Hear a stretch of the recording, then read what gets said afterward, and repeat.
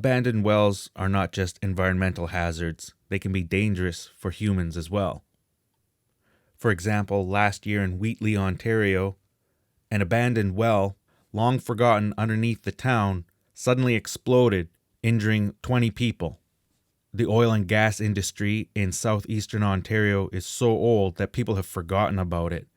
But some of the first oil wells in North America began there in the 1850s.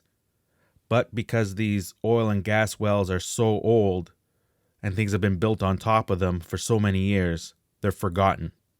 But the methane inside them still leaks and can become another gas. Methane from these forgotten, abandoned oil and gas wells can bubble up to the surface. It can mix with bacteria or it can mix with oxygen. If it mixes with bacteria, it can become deadly. If it mixes with oxygen, it can become explosive, like what happened in Wheatley, Ontario. Some of these wells date to around World War II or shortly thereafter. And when they were used up and done with these wells, they just piled gravel and trees and dirt on top of them. And that was how they sealed them back then. But now the gas is leaking and bubbling up. And there are thousands of these wells across southern Ontario. This article says there's 27,000 abandoned wells in Ontario, which is more than there are in Alberta and BC. Of those 27,000 abandoned wells in Ontario, over 4,000 of them pose a risk to landowners and public health and safety.